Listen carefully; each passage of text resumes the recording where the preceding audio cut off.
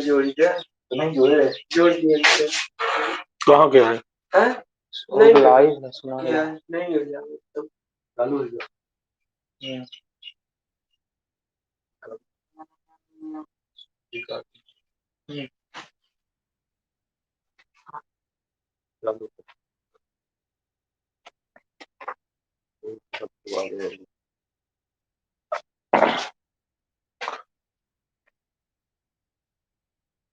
Hello, good morning. चलिए आ जाइए जल्दी जल्दी। अमित साहू आ गए। शिवम, दीपेश सोनी, प्रियांशु, दिव्यांश, इस्ता, चंद्रमान, जीत कुमार, प्रवीण, संजय, शिवम।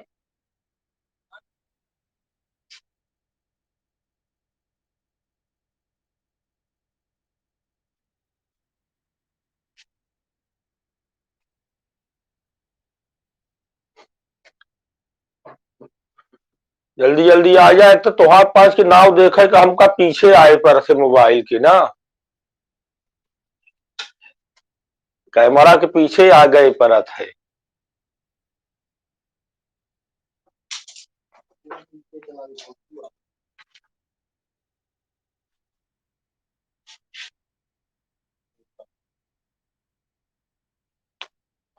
नया वाला कौन आए हो?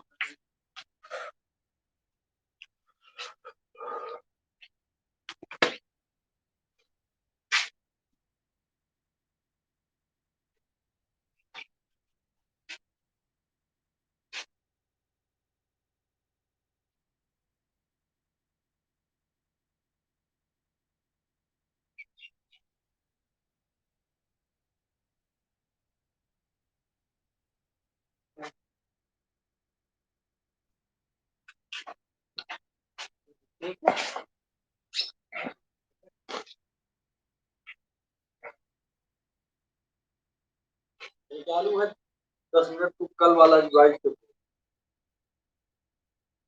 कल वाला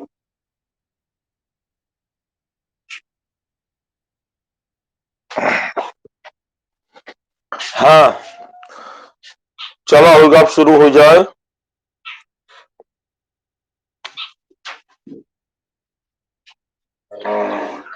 हाँ, कल लास्ट में जो हुआ था बिलियन के प्रकार लगभग सबके कंफर्म हो याद हो कि सांद्रता के आधार पर बिलियन 5 प्रकार के होते हैं, भौतिक अवस्था के आधार पर 9 प्रकार के होते हैं।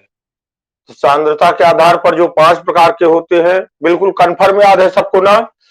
एक बार देख लो 1 मिनट जल्दी से, इसके बाद आगे पढ़ाएं। पहला था तानु विलियन, दूसरा सांद्र, तीसरा संतृप्त, फिर असंतृप्त, असंतृप्त और लास्ट अतिसंतृप्त। यह सबका यही से पढ़ावत कंफर्म याद हो जाए चाहिए। अब तू 5 पढ़ते ला है, समय देते ला है, ऑनलाइन में पैसा खर्च करते ला है, माने पढ़े चाहते हैं। और जब पढ़े चाहते हैं तो फिर जरूर पढ़ावे कौनो मास्टर हुआ कंफर्म घरे प्रैक्टिस एकदार करे चाहिए, दिमाग में रखे रहा। कहीं दिन से लाए कि बहुत को लड़का कोचिंग में आके टाइम पास करा था तो शाम के घरे में रफ नहीं खोलते, वो से फायदा ना हुई। थोड़ा पढ़ा पे हुआ याद हो जाए, दिमाग में या रखा तब फायदा हुई। जैसे तनु विलियन, सांद्र विलियन, संतृप्त, असंतृप्त, अतिसंतृप्त, या एक और शंका केहू को ना हो चाहिए। तनु विलियन माने जौने में विलय बहुत कम हो। विलय का है, हम काल पहले परिभाषा लिखा चुके रहे कि ऐसा विलियन के रुआ घटक जौने में तनु विलियन का है जौने में विलय की मात्रा बहुत कम हो। सांद्र का है जौने में विलय की मात्रा अधिक हो। संतृप्त का है जौने में एक निश्चित ताप पर अतना विलय घोला हो कि वही ताप पर और अधिक विलय घोलब संभव न हो। जैसे सामान्य रूप से असंतृप्त का है कि अतना विलय कौनो विलयन में मिला हो, बिल्कुल सामान्य भाषा में तोहरे बता ही रहे, अतना विलय मिला हो कि अब वही ताप पर और विलय घोल दी। अति संतृप्त का है कि ताप बढ़ाए के अधिकहा विलय घोल दी। जिसे नहीं समझत समझा। ईद उठे तो कन्फर्म आमा कि तनु माने विलय की मात्रा बहुत कम, सांद्र माने विलय की मात्रा अधिक। ये तीन लिखित रखे उदाहरण कबो कबो हम दे थे कि जैसे संतृप्त माने होते सामान्य भाषा में संतुष्ट, असंतृप्त माने असंतुष्ट, और अति संतृप्त माने जब तू अधिकहा संतुष्ट हो जा। कैसन कि जैसे तुमका भूख लगी है, मान ले केहू को भूख लगी है, मान ले कान्हा को भूख लगी 8 रोटी खाए के, 8 रोटी भूख में खा सकत हम। भूख अलग अलग समय में अलग अलग मेर होती, जानते हैं। कबो 2 रोटी खाते हैं भूख में, कबो 8 रोटी खा सकते हैं, कबो 4 रोटी। 8 रोटी की भूख लगी है। अब देखा संतृप्त का है, 8 रोटी के हमका भूख लगी है और हम फिक्स 8 रोटी पाई गए वो भूख में, तो कहा हो गया संतृप्त विलयन। अब 8 रोटी की भूख लगी रही, हम कितना पायन 6 पायन, माने अब 2 रोटी हमें भूख में खा सकत रहे, 2 रोटी के खपत की गुंजाइश ही। और अति संतृप्त माने कि भूख 8 रोटी की रही, पर कुछ ऐसा परिस्थिति बनी कि हम 8 की जगह 10 रोटी खा ली है, कि तू 10 रोटी खा ली है ना, निकही सब्जी निकाह अचार मिल गया था। तो यह कहा है 10 रोटी अति संतृप्त, 8 रोटी संतृप्त, 6 रोटी असंतृप्त। गप मारे का मतलब गिलास में काल गप नहीं मारे रहे, नहीं समझ में आ जाए चाहिए। संतृप्त माने अब देखा केमिस्ट्रिक भाषा में, संतृप्त माने निश्चित ताप पर किसी विलयन में विलय की उतनी मात्रा घुली हो कि उसी ताप पर उसमें और अधिक विलय ना घोला जा सके, माने बिल्कुल फिक्स जितनी जरूरत है उतना है। असंतृप्त माने कि विलय की उतनी मात्रा घुली हो कि उसी ताप पर उसमें कुछ और विलय घोल। अब इसमें 6 है, माने 2 रोटी ऐसा कर रही, तो निश्चित ताप पर किसी विलयन में विलय की इतनी मात्रा घुली हो कि उसमें कुछ अभी और विलय घोलने की गुंजाइश हो, उसे क्या कहते हैं असंतृप्त। और अति संतृप्त क्या है कि जब विलयन का ताप बढ़ाकर, संतृप्त विलयन का ताप बढ़ाकर, ताप का ही बढ़ाओ कि हम 5 जानी थे कि कौनो विलयन में निश्चित ताप पर विलय के निश्चित ही मात्रा घुला थी। अगर संतृप्त विलयन है तो इसमें अधिक मात्रा ना घुली, तो जो ताप बढ़ा दे तो घुल जाई। तो जब किसी विलयन का ताप बढ़ाकर उसमें विलय की कुछ और अधिक मात्रा घोल दिया है, तो जो विलयन बनता है उसे ओवर सैचुरेटेड अति संतृप्त। अब बन जाए सबसे कौनो शंका नहीं आए। विलयन का है, विलयन के प्रकार भौतिक अवस्था के आधार पर, सांद्रता के आधार पर। कल पहल दिन के हेडिंग दूसरे कंफर्म कर दी है। अब ये पाठ चूंकि बता रहे हम तो का 5 का ध्यान देना थोक लिखे परी प्रतीक काहे कि यह पाठ थोड़ा सा कठिन है बतान है। अब हालांकि एक आध दिन थोड़ा थ्योरी चली तो कम ही थ्योरी, छोट छोट गणित है कैलकुलेशन टाइप के। कैसन तो का थोक प्रतीक लिख ले का पहले, वो प्रतीक पहले लिखे रहे तो निश्चित रूप से पाठ अधिक बढ़िया समझ में आ जी। बहने पढ़ाते पढ़ावत का कि विलयन में हम बताए घटक हो था, तो घटक 2 उठे हो सका था, 3 उठे हो सका था, 4 उठे पे अपने किताब में बरहमी में कई घटक वाले विलयन हमका पढ़े का है 2 घटक। और का कहा था 2 अंगी विलयन, सही सही होकर नाव का हम 5 लेबा करब 2 अंगी विलयन। क्यों कहा 2 अंगी विलयन का है, तो ऐसे विलयन जिनमें केवल 2 घटक हो, एक विलय और एक विलायक, उसको 2 अंगी विलयन कहते। तो अब जौन 2 अंग ध्यान से समझे, थोड़ा सा लिखावे की जरूरत नहीं है, गप्पे है ज्यादा सूत्र लिखाओ। 2 अंगी विलयन जौन हम तो अपने किताब में आगे हम 80 में जावे तो हो सका थे प्रतीक के बदल दे कुछ, लेकिन अब जौन तोहरे में शिवलाल में नवबोध में प्रबोध में उबोध में प्रतीक, तो का प्रतीक है विलयन में कई घटक होता 2 थे कम से कम, विलय और विलायक। तो विलायक खितिर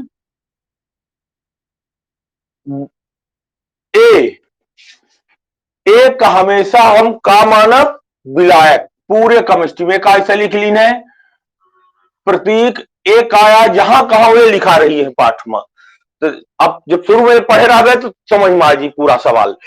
ए लिखा है माने का है विलायक, और जो बी लिखे हम कैपिटल लेटर में बी लिखे तो का है विले, या क्योंकि किताब में नहीं लिखा रहा है अलग से, लोग पढ़ावत में नहीं बताते हैं से पूरा पाठ पढ़ जा रहा था लड़का, वो अंत तक समझ में नहीं आवे सवाल या कौनो चीज। तो ये अपने पहले मेंटेन रखे का है कि ए हम जब कहा लिखब तो ओकर मतलब हुई विलायक, अब बी माने विले, बार बार एक समझे की जरूरत नहीं है। अब विलायक और विले मिलकर बिलियन बनबा था, तो अब बिलियन के कुछ गुण हाँ जो हमका बारीकी से फिर पढ़ाई का है। तो का जैसे मान ले होगा WA,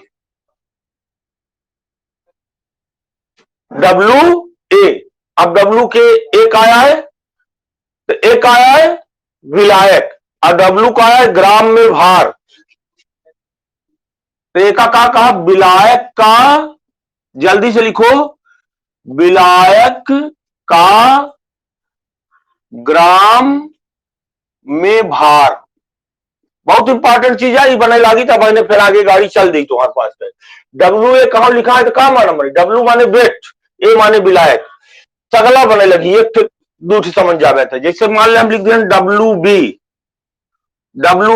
एक का कहबे बी का है विले, तो विले का लिखा जाए विले का ग्राम में भार।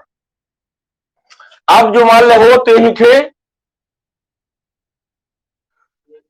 या नहीं, तो यन का आया है अणुओं की संख्या, और एक आय विलायक तो क्या हो जाएगा विलायक, अब जल्दी जल्दी लिख लो सबके समझ में आ गया है, विलायक के अणुओं की संख्या, कबो कबो अणु की जगह मोलो हम बोल दे, किताब में लिखा रही कंफ्यूज नहीं हो का है। अब जो एनबी हुई तो जान गए हैं का हुई विलेय के अणुओं की संख्या, जो मान ले हो M A, capital M capital A, थोड़ा ए या बी नीचे लिखवा कर वैसे बगल में, तो एम ए, एम माने हुई मॉलिक्यूलर वेट अणुभार, एम ए कहा लिखा है माने विलायक का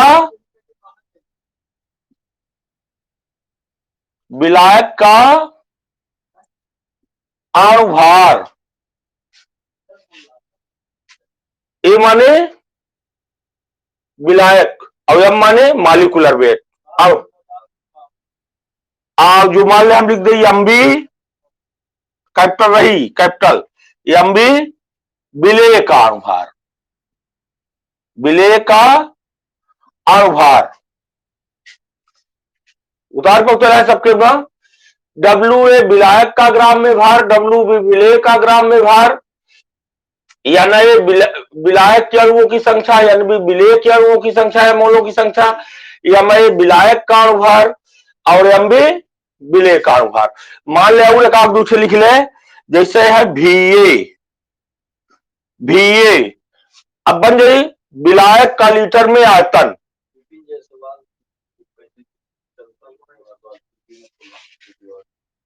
हाँ विपिन वीडियो बंद कर ले, डिस्टर्ब हो रहा है, माइका बंद कर ले अपन, विपिन अगर कुछ समस्या है तो कल लिख के बतावा। हाँ बात ही कुछ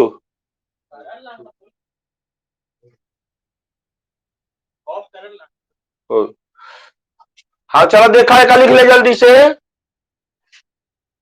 VA का है विलायक का लीटर में आयतन, अब VB का है, बार बार हम ना लिख सकली बात लिख ले, VB का है विलेय का लीटर में आयतन। अब उतना याद रखे कि ए माने विलायक बी माने विलेय, प्रतीक सब बनाए लगी। एक ख्याल लिख ले का यक्स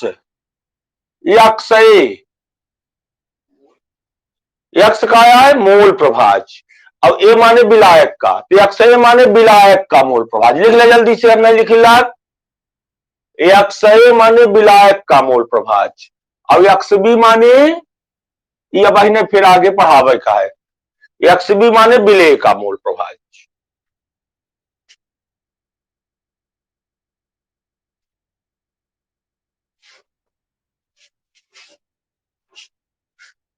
ये इंपॉर्टेंट चीज है, पाठ का अंदर घुसा की थी या सबका एक बार लिख लेने हो तो समझ में आ गई।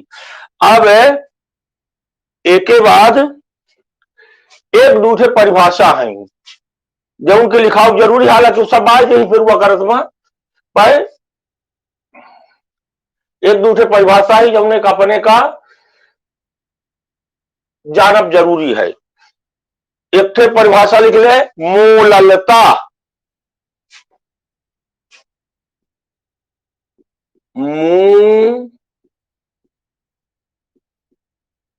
मूललता, एक अंग्रेजी में कहा था मोलैलिटी, पहले यह है ना,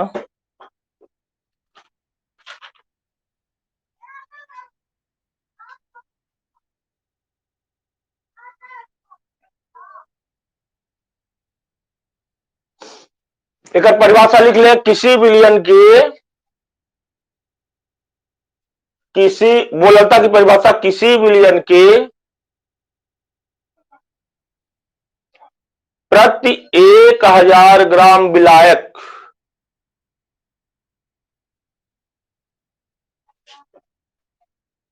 किसी विलयन के प्रति 1000 ग्राम विलायक में घुले हुए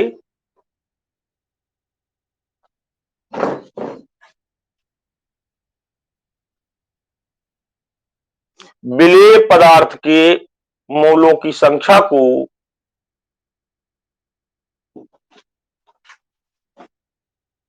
प्रति 1000 ग्राम विलायक में घुले हुए विलेय पदार्थ के मोलों की संख्या को मूललता कहते हैं।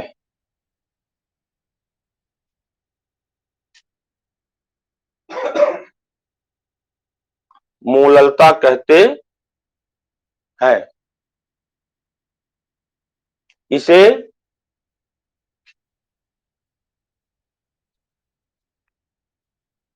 यम से व्यक्त करते हैं।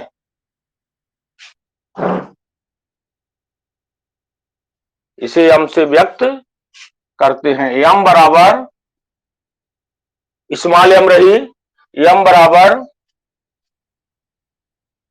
WB गुणे 1000 बटे MB गुणे WA। यह सूत्र याद रखे, वैसे सूत्र 10 बेर आई, 15 बेर आई कम से कम, तो सब याद हो जाये। तो शुरू में परिभाषा लिखाव जरूरी है। मूललता का है, मोलैलिटी प्रति 1000 विलायक में घुले हुए विलेय पदार्थों के मोलों की संख्या। अब चूंकि अंदर नहीं घुसी लगा है, जब चूंकि ऑनलाइन पढ़ावे के अंदर घुसपते यही चले आप बहुत गप मारे, क्योंकि लागत इला है कि समय के तोहरे 30-40 मिनट अच्छा उपयोग हो जाए। वैसा समझ ले कि मोलों की संख्या होती है NB, एक अगर हम पीछे जाओ तो NB आ जाई। NB बराबर होता है मोलों की, सूत्र लिखा था लिख ले, मोलों की संख्या। अब विलेय के मोल की संख्या ही तो मैंने कहा NB, अब लिखा है ना प्रतीक हमें इस पहले, तो मोलों की संख्या या विलेय के मोलों की संख्या अगर हमको निकालना है तो मोलों की संख्या बराबर ग्राम में भार, ग्राम में भार बटे अणुभार। याद रखे कर काम पर ही ऐसे थोड़ा शुरू में हिंट दे ला, बार बार यही समझ बने लगी। मोलों की कौनो पदार्थ के मोल की संख्या गिने का है तो का कर दे, ओका ग्राम में पहले तब ले, फिर अणुभार से होके भाग दे दी। तो मोलों की संख्या बराबर ग्राम में भार बटे अणुभार। इकाई आए आगे समझ में आ जी जब अगर। तो दूसरा परिभाषा जल्दी से लिखा है, मोल प्रभाज।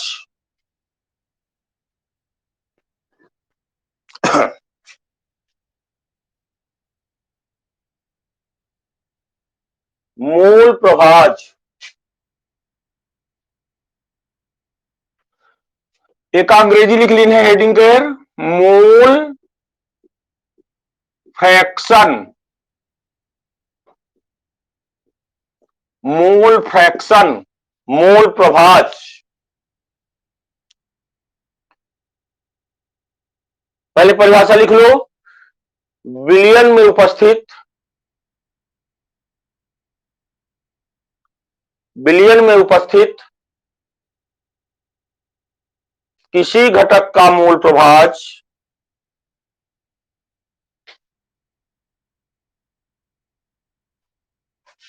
बिलियन में उपस्थित किसी घटक का मूल प्रभाज्य उस घटक के मूलों की संख्या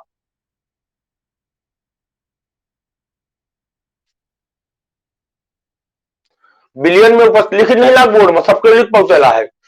बिलियन में उपस्थित किसी घटक का मूल प्रभाज्य उस घटक के मूलों की संख्या तथा बिलियन में उपस्थित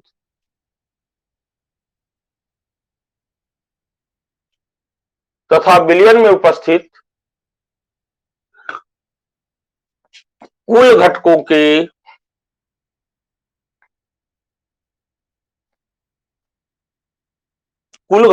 मोलों की संख्या के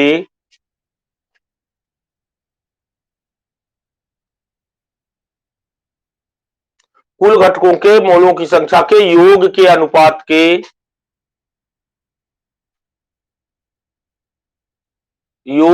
अनुपात के बराबर होता है।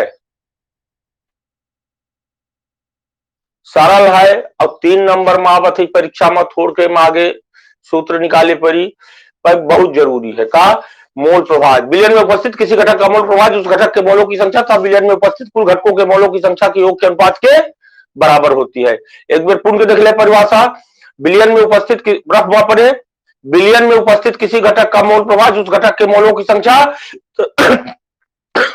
तथा बिलियन में उपस्थित कुल घटकों के मोलों की संख्या के योग के अनुपात के बराबर होता है। लिख लो नीचे उसी में, मोल प्रभाज्य को यक्स से, मोल प्रभाज्य को यक्स से व्यक्त करते हैं।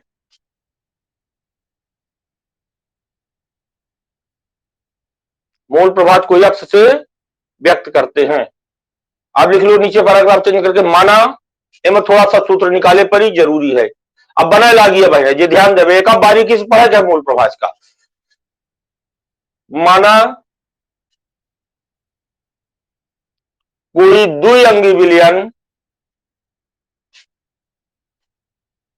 माना कोई द्विअंगी विलयन, द्विअंगी अब समझ गया हो सबके, बार बार बता चुके हैं कि उन्हें में एक थे विलेय हो या एक थे विलायक। तो माना कोई द्विअंगी विलयन जिसमें ए एवं बी, कैपिटल लेटर में लिखना है, जिसमें ए एवं बी घटक उपस्थित हो, माना कोई द्विअंगी विलयन जिसमें ए एवं बी घटक उपस्थित हो तथा उनके मोलों की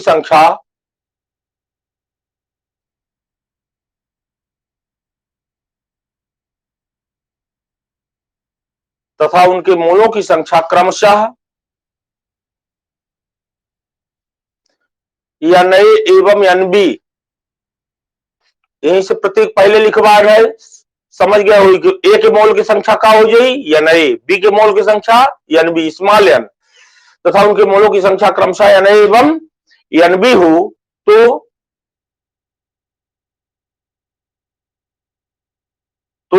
तो क्या आगे से थोड़ा सा लाइन मार दे। अब नीचे से लिखा घटक ए का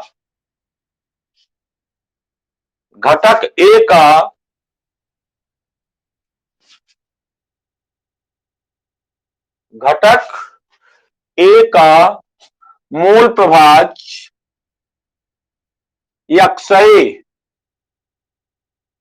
घटक ए का मूल प्रभाज्य यक्सए बराबर एन ए बटे N A plus N B. दिखा ला सबका, हम बोलते लाग है यक्सए बराबर एन ए बटे N A plus N B.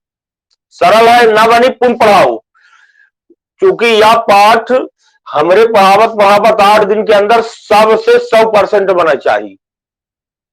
ए पाठ में माने बिल्कुल कहा वीक पॉइंट तुहार न रहे चाहिए कौनो प्रश्न में। देखा यक्ष का है मूल प्रभाज, ए लगा है माने ए के मूल प्रभाज का हो जाई। जो परिभाषा बोले ने ध्यान दे कि किसी विलयन में उपस्थित उस किसी घटक का मूल प्रभाज उस घटक के मोलों की संख्या एक निकाला कैसे, एक मोल की संख्या उस घटक के मोलों की संख्या तथा विलयन में उपस्थित कुल घटकों के मोलों की संख्या के बीच में देखा प्लस है, कुल घटकों के मोलों की संख्या के योग के अनुपात बटे में लिखा है। विलयन में उपस्थित किसी घटक का मोल प्रभाज उस घटक के मोलों की संख्या तथा विलयन में उपस्थित कुल घटकों के मोलों की संख्या के योग के अनुपात के बराबर होती है। एका कैडेट समीकरण 1। अब लिख लें नीचे इसी प्रकार घटक बी का मूल प्रभाज देखा कैमरा डुल गयो हो चल रहा है।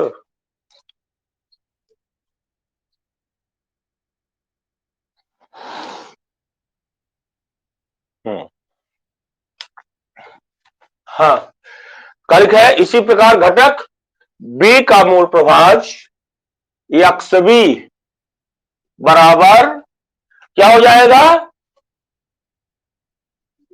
एन बी बटे N A plus N B. समीकरण 2 परिभाषा यही थे समझ में आवे चाहिए सबके, यह ध्यान दे खाई कुछ नहीं है जे अब छूट जावे तो फिर साल भर छूट रहे फिर लागी की का आए वैसे ना समझ ले। मूल प्रभाज का आए, प्रभाज माने होते अंश भाग फ्रैक्शन कि वास्तव में कौनो बिलियन बना है। थोड़ा ध्यान दे जैसे मान ले बना है बिलियन ए प्लस बी, जो हम अब उदाहरण बता रहे हैं ए प्लस बी मिलके सोल्यूशन बनल रहा। हम पाठ पढ़ी ला बिलियन देख आधार से कबो न छूटे चाहिए कौनो हम चीज पढ़ाई हेडिंग तो दिमाग में रखा है कि हम का पढ़ी ला बिलियन का पाठ, बिलियन जो छूट जाये बिसर जाये के का पढ़ी ला तो फिर कौनो सवाल समझ में नहीं। अब देखा ए प्लस बी मिलके बिलियन बनल रहा तो एक कुछ अणुओं की संख्या हुई तो एक अणुओं की संख्या का रही एन ए, एक अणुओं की संख्या का रही एन बी। तो अब परिभाषा का मूल प्रभाज के जो एकर हमका मूल प्रभाज निकाले को हो तो एन का हो जाए एक्स ए बराबर एन ए बटे N A plus N B के निकाले को का हो जाए एक्स बी बराबर एन बी बटे N A plus N B. अब जो मान ले ही थे 3 घटक होते ए बी सी लिखे ना सिर्फ समझे का है ए बी सी बराबर सोल्यूशन बिलियन दुई अंगी बिलियन ना हो त्रिअंगी बिलियन हो कब हो सकत है। तब एकर अणुओं की संख्या हो जाती है एकर एन बी एकर एन सी। तब हम मोल प्रभाज कस के निकाले मान ले हमका निकाले का बी के तो का हो जात एक्स बी ध्यान देना लिखे ना लेकिन बने लागे चाहिए एक्स बी बराबर का हो जाए सबका समझ में आएगा हुई बिलियन में उपस्थित किसी घटक का मोल प्रभाज उस घटक के मोलों की संख्या माने एक्स बी बराबर एन बी बटे N A plus N B plus N C. माने किसी घटक का मोल प्रभाज उस घटक के मोलों की संख्या तथा बिलियन में उपस्थित कुल घटकों के मोलों की संख्या के योग के अनुपात के बराबर होती। बन जाइए अब जिसे सी के निकाले को का हो जात एन सी हो जात। अब फिर N A plus N B plus N C. अब समझ में आगे मोल प्रभाज का है बिलियन में उपस्थित किसी घटक का मोल प्रभाज उस घटक के मोलों की संख्या तथा बिलियन में उपस्थित कुल घटकों के मोलों की संख्या के योग के अनुपात के बराबर। यह दूसरी समीकरण लिख लीजिए है नीचे लिखा प्रयोगों द्वारा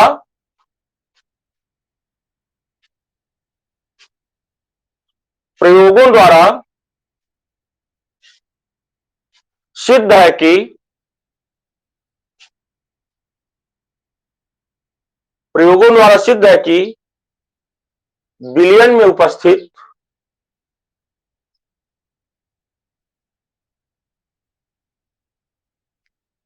विभिन्न घटकों के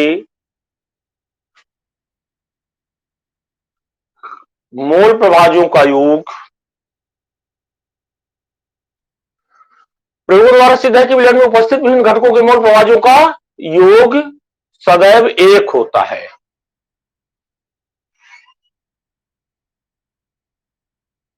ये अपने का इस दिमाग में बैठा लेका है कि विलयन में चाहे जैठ घटक हो, सब के अगर मूल प्रभाज का हम योग जोड़ब तो का आई एक, तो अर्थात दूठ घटक हाँ X A plus X B equal to 1।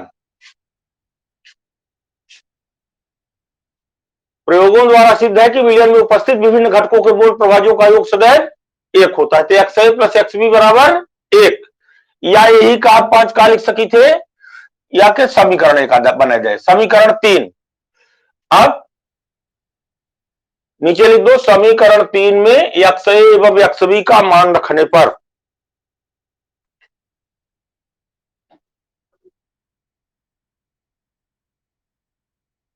समीकरण 3 में एक्स ए एवं एक्स बी का मान रखने पर क्या हो जाएगा, अतः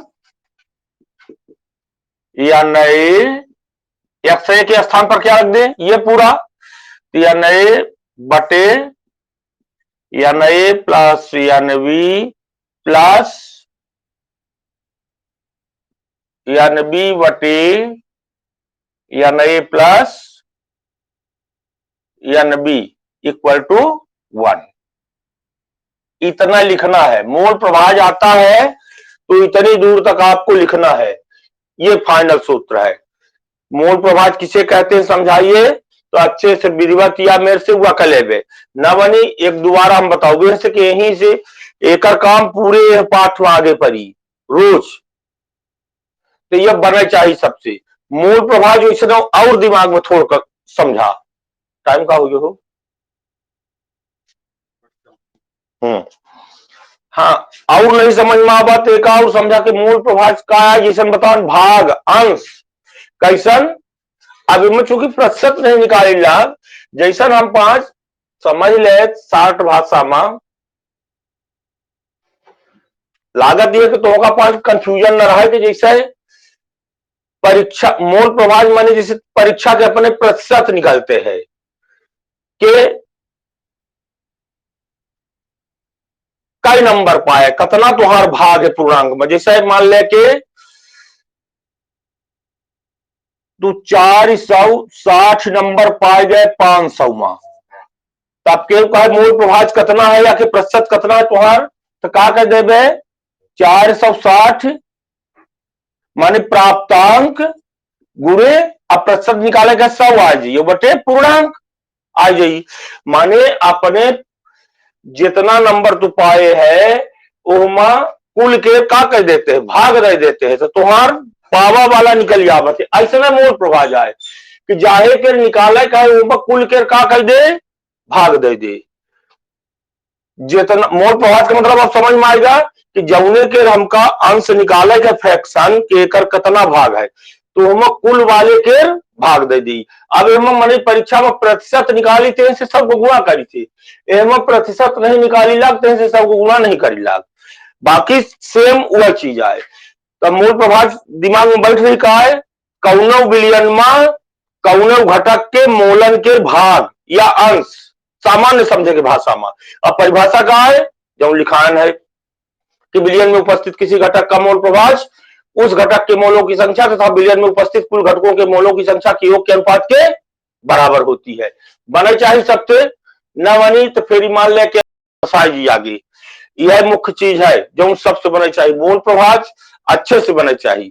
ध्यान दे जो हम बताए रहे एन ए का है विलायक के मोलों की संख्या, एन बी का है विलय के मोलों, यह सगले ही रही, एक्स ए का है विलायक का मोल प्रभाज, अगर एक्स बी लिखा हो तो काहे के मोल प्रभाज हो जात विलय के मोल प्रभाज हो जात, एम बी लिखा हो तो का हो जात, ध्यान देना बार बार एक हम पुन के काहे लौटिला है कि अब आगे गणित यू है या नहीं काम परी। एम बी का है एम माने मालिकुलर वेट, बी माने विलय, ए कहा रही कैपिटल लेटर विलायक जो बाद में जुड़े है तो उन्हें से बोली है कुछ जने भाई कुछ लेट जुड़े हैं, ए का हम 5 हमेशा है पाठ में का माना विलायक और बी का माना विलय। हो सकता है कि हम कुछ हिंट 11वीं में दीने रहन हुई कहा कि जो कह रहे ब्राह्मी में है जो समझ में आवे तुमरे जे के रहे हुई पढ़े रहे हुई तो नहीं। अब आई दूसरा पार्ट 8-9 नंबर के स्कोरिंग पार्ट हो थवे आई सबसे 100% बना चाहिए तो मोर प्रभाव सबसे बन जाई कंफर्म बन जाई। एक के अलावा हम दूसरी परिभाषा छोड़ छोड़ लिखा है। अब एक दूसरी परिभाषा हो रही जैसे एक परिभाषा का है सांद्रता के, नॉर्मलता के, मोलरता के छोट छोट परिभाषा है पढ़ावत पाठ में आवर रही है। मानक विलयन किसे कहते हैं 11वीं में पढ़े रहे हैं सुधी हुई ऐसा विलयन जिसकी सांद्रता ज्ञात हो क्योंकि ऐसा चीज हुआ है कुछ क्योंकि ऑनलाइन पढ़ाई जाए तो सगला गप मारब संभव नहीं आए तो बीच बीच में किताब देखा जाए जो एक एक लाइन की परिभाषा है। एक छोट की चीज है माउस उठल नहीं एक बाद फिर आगे हम चला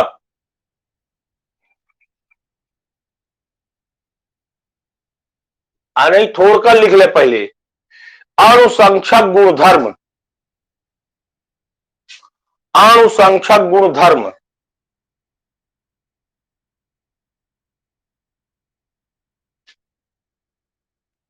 एक कहा था कोलिगेटिव प्रॉपर्टी अंग्रेजी तो 5 हेडिंग के चाहे किताब से देख कर चाहे जहां से छूटा ना अनुसंख्यक गुणधर्म कोलिगेटिव प्रॉपर्टी का है पढ़ित काला है 5 बिलियन तो निश्चित रूप से ये हेडिंग लगाने लिखाने कैसे संबंधित हुई बिलियन से अपना ध्यान में रखे तब काम आगे बढ़ी तो लिखा जल्दी से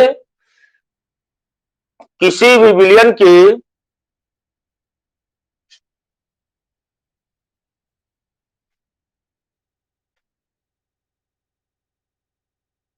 किसी भी बिलियन के ऐसे गुण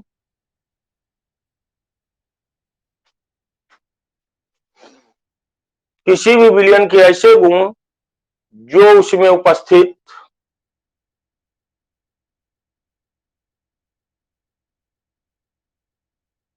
विलेय कणों की संख्या पर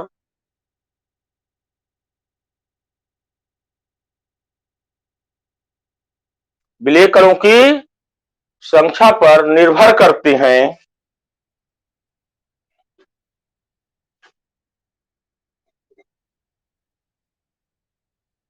विलेय कणों की संख्या पर निर्भर करते हैं अनुसंख्यक गुणधर्म कहलाते हैं।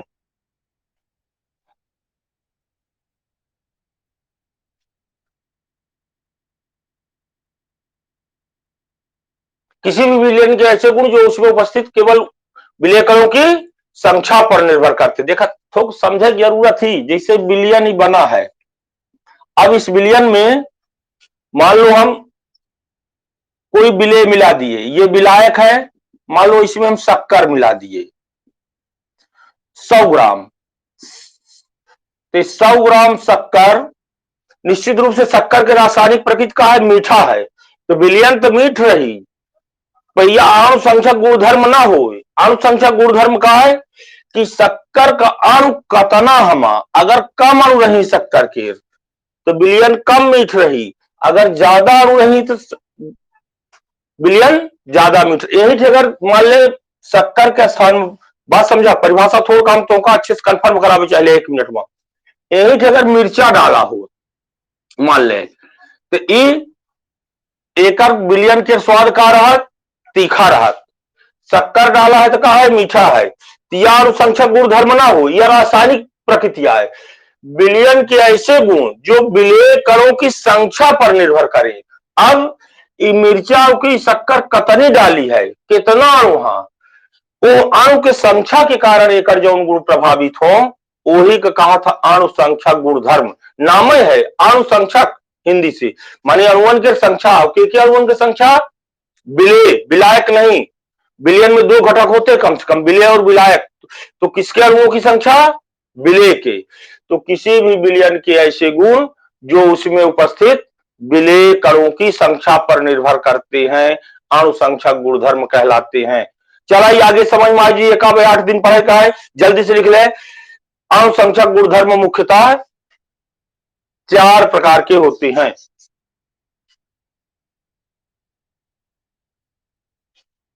अनुसंख्यक गुणधर्म मुख्यतः 4 प्रकार के होते हैं। नंबर 1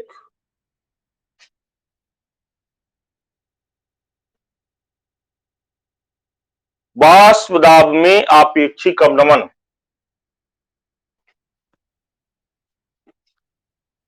अनुसंख्यक गुणधर्म कितने प्रकार के होते हैं? 4। नंबर 1, वाष्प दाब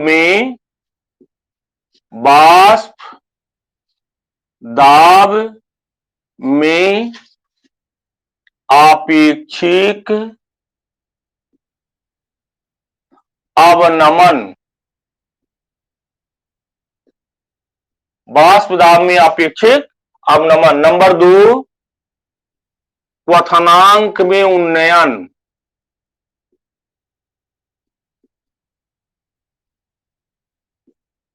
क्वथनांक में उन्नयन। नंबर 3, हिमांक में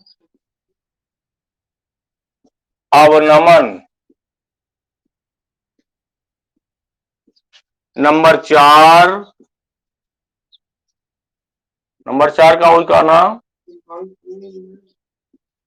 परासरण दाब। परासरण दाब यह मुख्य अंक का पढ़ाई का है 5-6 दिन के अंदर, 4 का। अनुसंख्यक गुणधर्म का परिभाषा एक बार पूछ सुन ले। छोट छोट परिभाषा ही बार बार बोले लगी थे कि पास वही के कंफ्यूज रहते हैं। ये पूछ दे क्लास में था कि किसी भी विलयन के ऐसे गुण जो उसमें उपस्थित विलय कणों की संख्या पर निर्भर करें। बार बार कहला है विलय कणों की, माने किसी भी विलयन के ऐसे गुण जो उसमें उपस्थित विलय कणों की संख्या पर निर्भर करते हैं, उनकी रासायनिक प्रकृति पर निर्भर नहीं करते हैं। जैसे विलयन में हम उदाहरण हम एक बार 2 बार बता चुके हैं, बार बार होकर नहीं लौटे की आवश्यकता नहीं है कि हम खटाई डालब तो विलयन खट्टा रही, मिर्चा डालब तो तीखा रही, शक्कर डालब तो मीठा रही, लेकिन यार अनुसंख्यक गुणधर्म ना हो, रासायनिक प्रकृति आए होकर। पर शक्कर 2 विलयन हम बनाए, एक में 100 ग्राम शक्कर डाले हैं, एक में 50 ग्राम शक्कर। अब दोनों के विलयन में जौन अंतर रही वह क्या है? अनुसंख्यक गुणधर्म। ऐसे रासायनिक प्रकृति दोनों के एक ही, पेयरवन की संख्या का ही अंतर है। समझ गए? तो अनुसंख्यक गुणधर्म कितने प्रकार के होते हैं? 4 प्रकार के। वाष्प दाब में आपेक्षिक अवनमन, क्वथनांक में उन्नयन, हिमांक में अवनमन, परासरण दाब। चला काल से के आगे हम अब मुख्य चीज है यानी एक एक हेडिंग में 2-2 दिन समय लागी कम से कम, लेकिन बने लागी, ध्यान दे बेटा। अब तो का हम थोड़ा शार्ट कर दी मैंने कोचिंग के हिसाब से। कोचिंग में हम कम से कम 8 दिन लगाई थी, जितनी दूर तक पहुंच गए। काहे कि ऑनलाइन में अभी हैरानों को गप बहुत कमारा अनिवार्य नहीं आए, बीच में जो सूत्र रहे थोड़ तू देखवे। और मेन विलयन के परिचय, विलेय, विलायक इतना कंफर्म हो चाहिए। तनु विलयन का है, सांद्र विलयन का है, संतृप्त विलयन का है, अतिसंतृप्त विलयन का है, असंतृप्त विलयन का है। परिभाषा बने चाहिए सगल में। अब एक के बाद मोल प्रभाव जरूर बने चाहिए सबसे। मोल प्रभाव आज तो होगा सबका कंफर्मर करे का है या संख्या गुणधर्म के परिभाषा। चला केहू के लगे समस्या हो तो माइक चालू करके बोला, पूछू, निकाला वाला हो।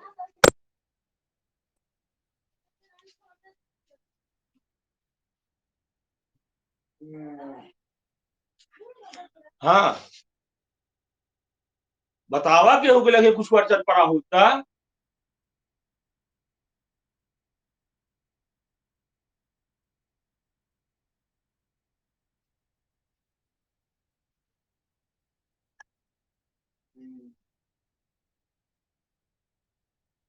अरे तू कोई आनी का पूछते है यार। सोडा वाटर माने कार्बन डाइऑक्साइड के अतिसंतृप्त घोल आ रहा है। मेन ओकर अलग अलग कंपोजिशन हो थमा, एक नहीं हो। जैसे तू मान ले कुछ मट्टी के तेल का सूत्र पूछबे है ना, तो कई एक चीज घटक मिले रहा था।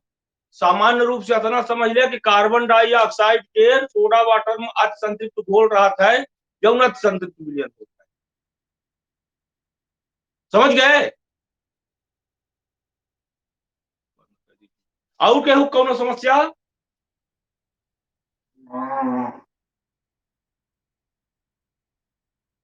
और केहू का पानी में कार्बन डाइऑक्साइड के रक्त संतृप्त घोल कह दे, वही का कहा था सोडा वाटर, सामान्य रूप से समझ ले।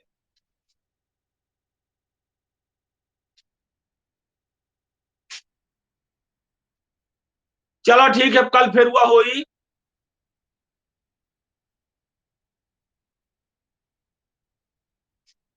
हाँ, उमा कुछ बोलना है, पूछना है? हाँ चलो ठीक है, अच्छा इतना कंफर्म कर लेना है। हाँ हाँ, फेयर सबको बनाना है, ध्यान रखना सब लोग। हाँ, या नहीं क्यों कर रहा चौपर्च के लिख ले, फिर काल तुम खोला 20 मिनट देखा शाम को। चलो ठीक है, चलो ठीक है, चलो।